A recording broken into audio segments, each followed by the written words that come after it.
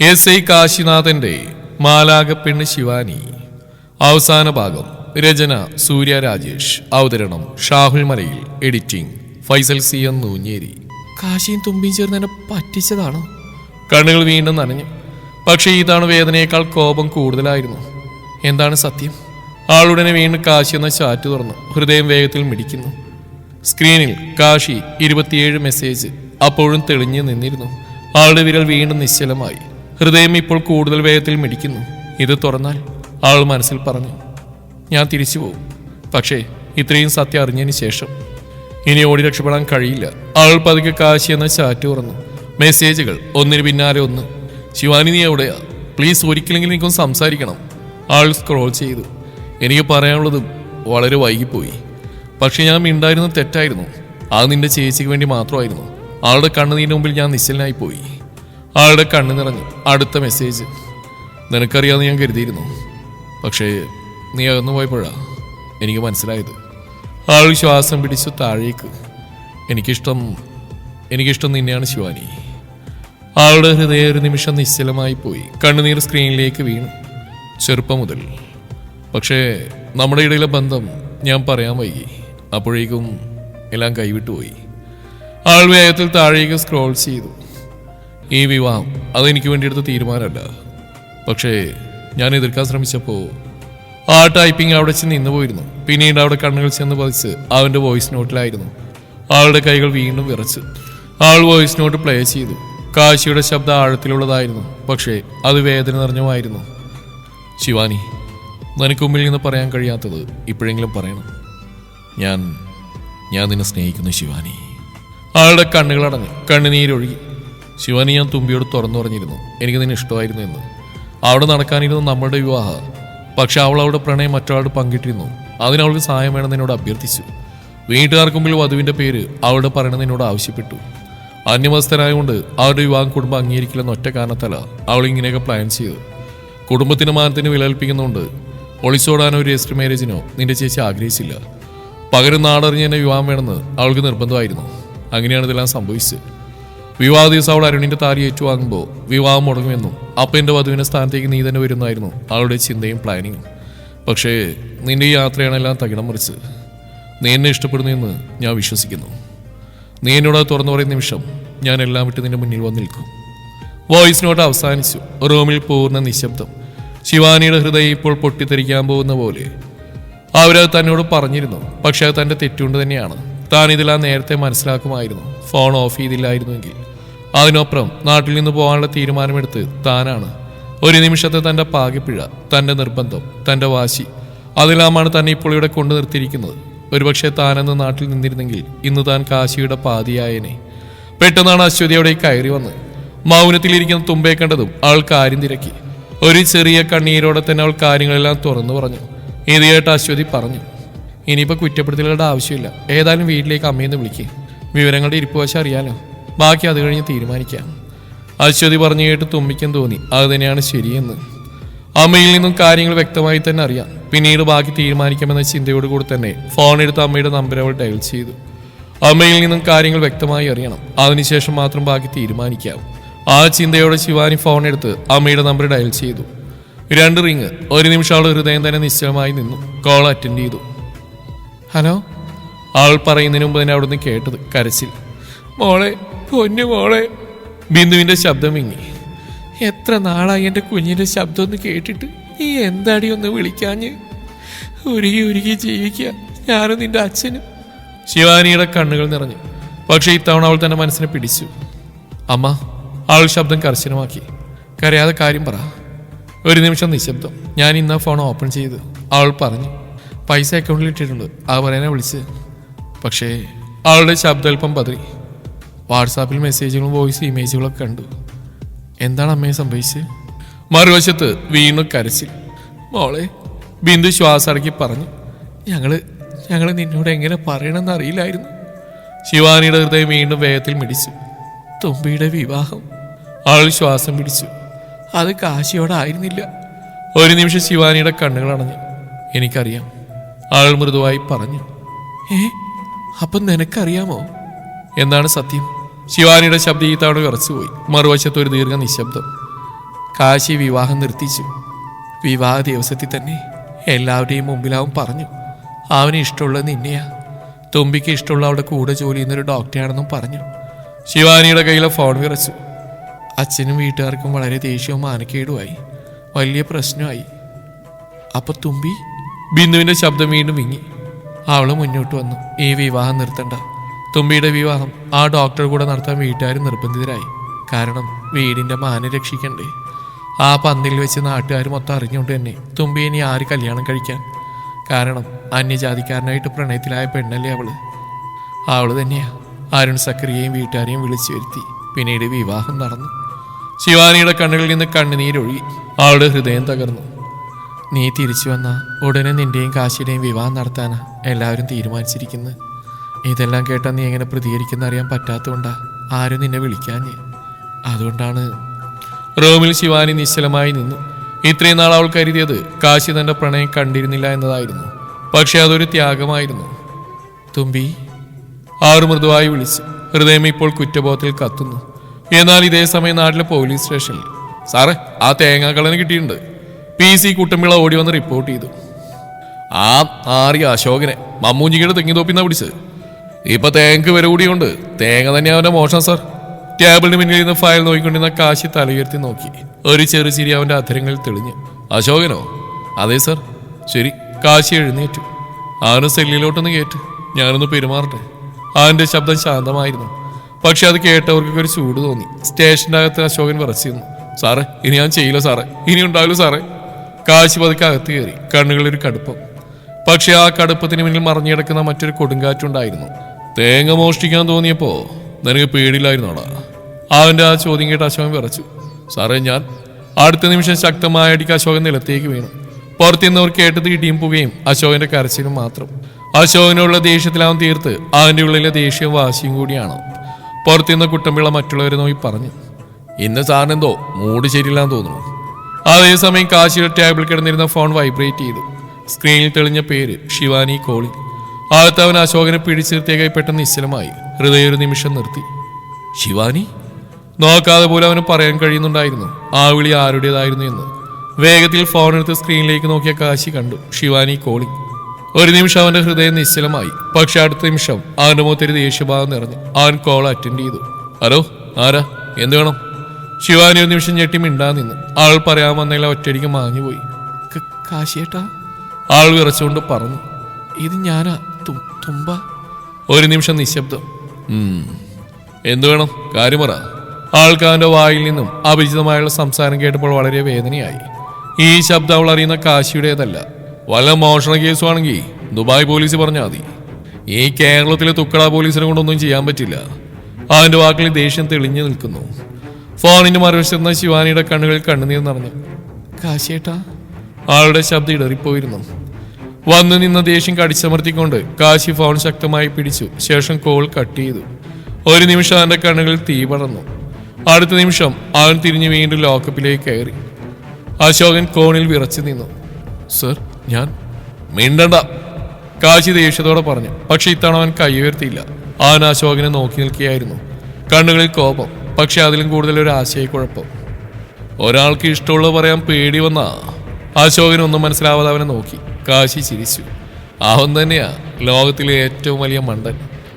ആ വാക്കുകൾ അവൻ സ്വന്തം മേൽ തന്നെ പറഞ്ഞതായിരുന്നു. അവൻ പതുക്കെ പിന്നോട്ട് നടന്നു. ഫോൺ വീണ്ടും നോക്കി. സ്ക്രീനിൽ കോൾ എൻഡഡ്. കാശിയേട്ടാ എന്ന് അവിടെ വിറക്കുന്ന ശബ്ദം ഇപ്പോഴും അവന്റെ ചെവിയിൽ മുഴങ്ങിക്കൊണ്ടിരുന്നു. കാശി കണ്ണുകൾ അടച്ചു.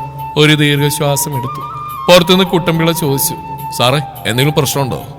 കാശി തിരിഞ്ഞു നോക്കി. ഈ തവണ അവന്റെ കണ്ണുകളിൽ ഒരു ഉറപ്പ് ഉണ്ട്. അവൻ പറഞ്ഞു, പക്ഷേ അത് ഞാൻ തന്നെ ശരിയാക്കും.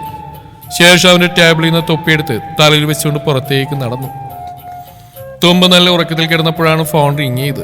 ആൾ കൈയെത്തി ഫോൺ എടുത്ത് സ്ക്രീനിലേക്ക് നോക്കി. അമ്മ കോളിംഗ്. ഒരു നിമിഷം ആലോചിച്ചുകൊണ്ട് അവൾ ക്ലോക്കിലേക്ക് നോക്കി. 2 മണി. ഈ സമയത്ത് ഹൃദയമൊന്ന് പിടഞ്ഞു.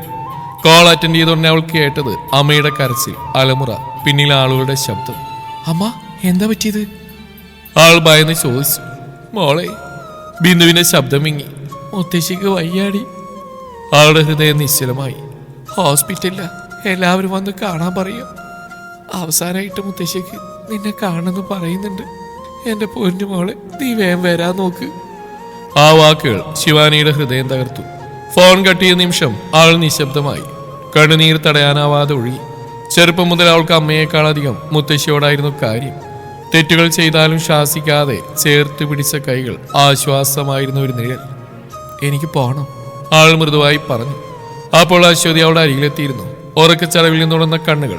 പക്ഷെ അവൾ വേഗത്തിൽ തന്റെ കൂട്ടുകാരിയെ മനസ്സിലാക്കി. എന്തുപറ്റി? ശിവാനിയെല്ലാം പറഞ്ഞു. ഓരോ വാക്കും വിങ്ങലോടെ അശ്വതിയുടെ നെഞ്ചു വേദനിച്ചു. നീ ഉടനെ പോണം, അവൾ ഉറച്ച ശബ്ദത്തിൽ പറഞ്ഞു. ആ രാത്രിയിൽ തന്നെ അവൾ രാജീവിനെ വിളിച്ചു കാര്യങ്ങൾ പറഞ്ഞു. ഞാൻ നോക്കാട്ടോ, രാജീവ് പറഞ്ഞു. പിന്നീടെല്ലാം വേഗത്തിൽ നടന്നു. ലീവ്, ടിക്കറ്റ്, ഡോക്യുമെന്റുകൾ, ഉച്ചയോടെ എല്ലാം റെഡി.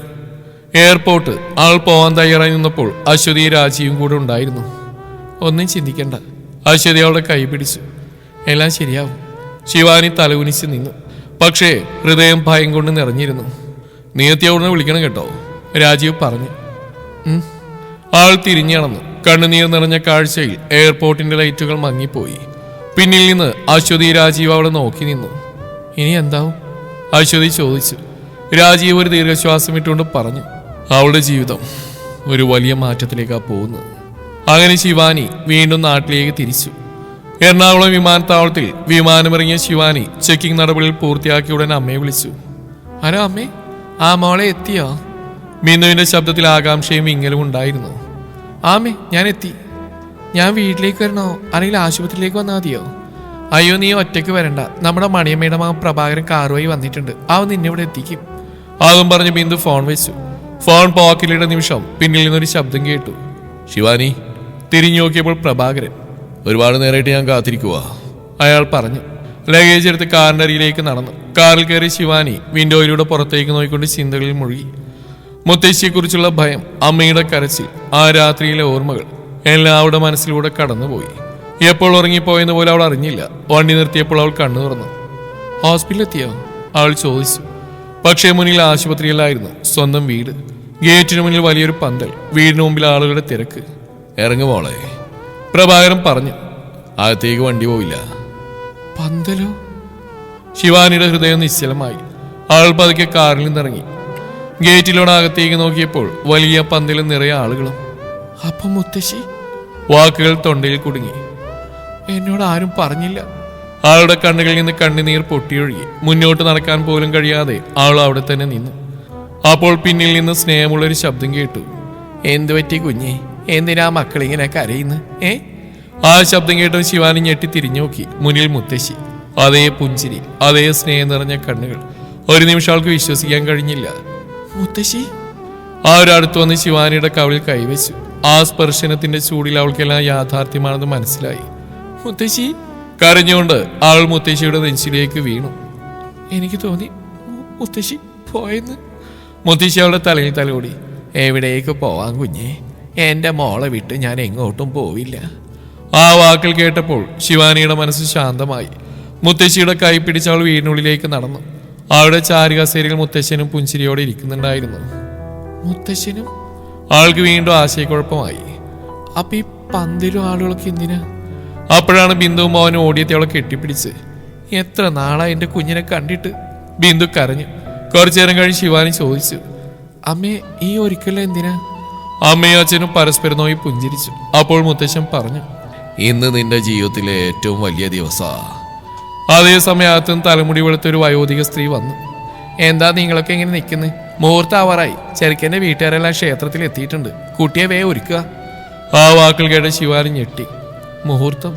ചെറുക്കൻ? അപ്പോ ഇന്നെന്റെ വിവാഹമാണോ? ആളുടെ കണ്ണുകൾ സന്തോഷം കൊണ്ട് നിറഞ്ഞു.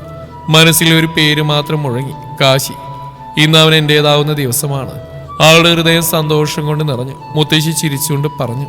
എന്താ ഇപ്പോഴും ഇവിടെ നിൽക്കുന്നത്? പോയി തയ്യാറാവ്, നിന്നെ ആരോ കാത്തിരിക്കുന്നു. ബിന്ദു ശിവാനിയെ മുറിയിലേക്ക് കൂട്ടിക്കൊണ്ടുപോയി. കുളിച്ചു പുറത്തിറങ്ങിയപ്പോൾ ബെഡിൽ മനോഹരമായ മെറൂൺ വിവാഹ സാരിയും സ്വർണ്ണാഭരണങ്ങളും മുല്ലപ്പൂവും ഒരുക്കി വെച്ചിരുന്നു. ബ്യൂട്ടീഷ്യൻ അവളെ മനോഹരമായി അണിയിച്ചൊരുക്കി. കണ്ണാടിയിൽ നോക്കിയപ്പോൾ തന്നെ തന്നെയാണോ എന്ന് പോലും അവൾക്ക് സംശയം തോന്നി. കാശി?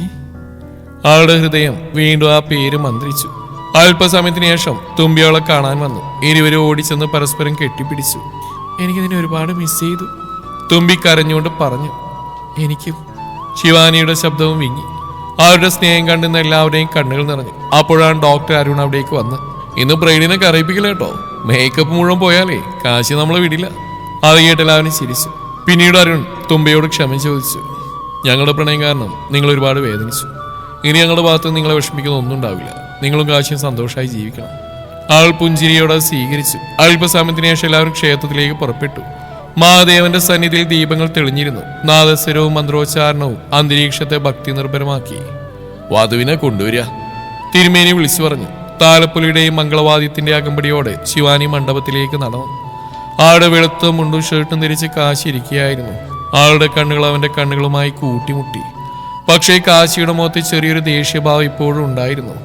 ആളെ അവന്റെ അരികിലിരുത്തി. തിരുമേനി താലി കൈമാറി. ശിവാനി പതുക്കെ കാശിയുടെ കണ്ണുകളിലേക്ക് നോക്കി പറഞ്ഞു, ഐ ലവ് യു. ഈ ലോകത്ത് എന്തിനേക്കാളും ഞാൻ നിന്നെ സ്നേഹിക്കുന്നു. കാശിയൊന്നും പറഞ്ഞില്ല. പക്ഷെ അവന്റെ കണ്ണുകളിൽ മറുപടി ഉണ്ടായിരുന്നു. അവൻ താലി അവളുടെ കഴുത്തിൽ കെട്ടി. പിന്നീട് സിന്ദൂര അവളുടെ നെറ്റിയിൽ ചാർത്തി. നാദസ്വരം ഉയർന്നു. ക്ഷേത്രം മുഴുവൻ മംഗളധ്വനികളാൽ നിറഞ്ഞു. വിവാഹശേഷം സദ്യയും ഫോട്ടോഷൂട്ടും കഴിഞ്ഞ് ഇരുവരും കാശിയുടെ വീടായ കാർത്തികേയത്തിലേക്ക് എത്തി. കാശിയുടെ അമ്മ മാലിനി നിലവിളക്ക് ആരതിയുമായി അവരെ സ്വീകരിച്ചു. വലതുകാലം വെച്ച് ഇരുവരും വീട്ടിലേക്ക് കയറി. പൂജാമുറിയിൽ ദീപം വെച്ച് ശിവാനി മനസ്സ് നിറഞ്ഞ് പ്രാർത്ഥിച്ചു. അന്ന് മുഴുവൻ ബന്ധുക്കളുടെ തിരക്കുകളും ചടങ്ങുകളുമായിരുന്നു. രാത്രിയായപ്പോഴാണ് ആദ്യമായി ഇരുവരും ഒരുമിച്ച് മുറിയിൽ ഒറ്റക്കായത്. കാശി വാതിലടച്ചവളുടെ അടുത്തേക്ക് വന്നു. ഇന്ന് മുഴുവൻ നിന്നോടൊന്നും സംസാരിക്കാൻ പോലും കഴിഞ്ഞില്ല. ശിവാനി പുഞ്ചിരിച്ചു. ഇപ്പൊ ഫുൾ ടൈം ഫ്രീയാ. ഇരുവരും ചിരിച്ചു. കാശി അവളുടെ കൈ പിടിച്ചു. നീ പോയ ദിവസം എനിക്ക് മനസ്സിലായത് നീ ഇല്ലാതെ ഞാൻ പൂർണ്ണമല്ലെന്ന്. ശിവാനിയുടെ കണ്ണുകൾ നിറഞ്ഞു. എനിക്ക് തോന്നിയത് നിനക്ക് തുമ്പിയാ ഇഷ്ടമെന്ന്. കാശി ചിരിച്ചു. നീ എപ്പോഴും വേഗം തീരുമാനം എടുക്കും. എനിക്കിഷ്ടം അന്നും ഇന്നും എന്നും നിന്നെയാണ്. ആ വാക്കുകൾ കേട്ടപ്പോൾ ശിവാനി അവന്റെ കൈകൾ കൂടുതൽ മുറുക്കെ പിടിച്ചു. ഇനി നമ്മൾ തമ്മിൽ ഒന്നും ഒളിക്കരുത്, ഡീൽ പറഞ്ഞുകൊണ്ട് കാശി അവളുടെ നെറ്റിയിൽ മൃദുവായ ഒരു ചുംബനം നൽകി. ആ സ്പർശനത്തിൽ ശിവാനി പതിയെ കണ്ണുകൾ അടച്ചു. ഇത്രയും നാളായി മനസ്സിലടക്കി വെച്ചിരുന്ന എല്ലാ വേദനകളും ആ നിമിഷം അലിഞ്ഞു പോകുന്നതായി അവൾക്ക് തോന്നി. അവൾ പതുക്കെ അവന്റെ നെഞ്ചിലേക്ക് ചാഞ്ഞു. കാശി സ്നേഹത്തോടെ അവളെ ചേർത്ത് പിടിച്ചു. സന്തോഷമോ സങ്കടമോ എന്താണെങ്കിലും ആദ്യം നമ്മൾ പരസ്പരം പറയണം.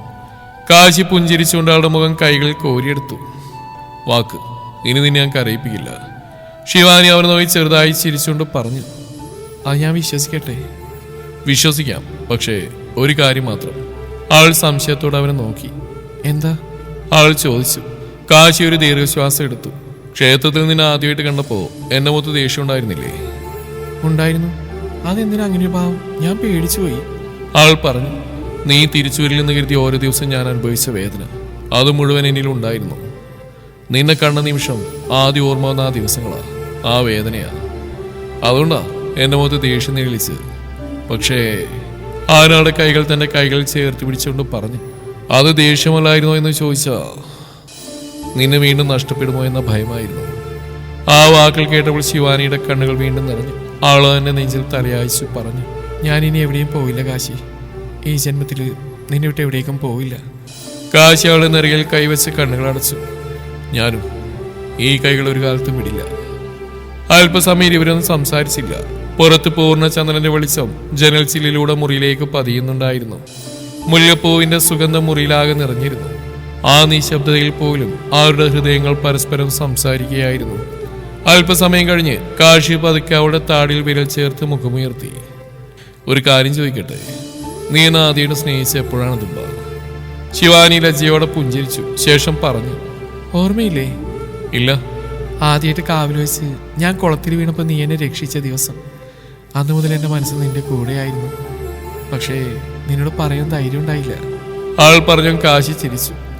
അപ്പൊ ഇത്രയും നാൾ ഞാൻ വെറുതെയാണോ കഷ്ടപ്പെട്ട്? അതെ, ആൾ കളിയാക്കി പറഞ്ഞു. കുറച്ചൊക്കെ അനുഭവിക്കട്ടെ എന്ന് ഞാൻ കരുതി. അത് കേട്ട കാശി പറഞ്ഞു. അപ്പൊ അതൊക്കെ നിന്റെ പ്ലാൻ ആയിരുന്നല്ലേ? അല്ല, ദൈവവിധിയുടെ പ്ലാന്. ഇരുവരും ഒരുമിച്ച് പൊട്ടിച്ചിരിച്ചു. ആ ചിരിയിൽ വേദനകളില്ലായിരുന്നു, പരാതികളില്ലായിരുന്നു, സ്നേഹം മാത്രം. കാശി വീണ്ടും അവളെ ചേർത്ത് പിടിച്ചു. I love U. ശിവാനി കണ്ണുകൾ അടച്ചുകൊണ്ട് അവന്റെ ഹൃദയമിടിപ്പ് കേട്ട് പറഞ്ഞു. I love you to.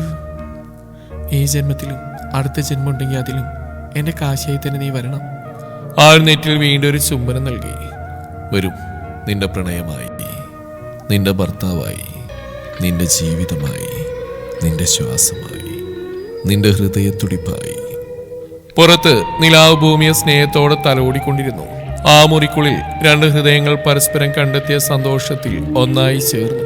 ഒരുപാട് തെറ്റിദ്ധാരണകളും വിരഹങ്ങളും കണ്ണീരും കടന്നു വന്ന രണ്ട് ആത്മാക്കൾ ഒടുവിൽ ഒരേ വഴിയിൽ ഒന്നിച്ച് നടന്നു തുടങ്ങിയായിരുന്നു. അവരുടെ പ്രണയം ഇവിടെ അവസാനിച്ചിട്ടില്ല. പകരം അവിടെ നിന്നാണ് അവരുടെ മനോഹരമായ പ്രണയം ആരംഭിക്കുന്നത്.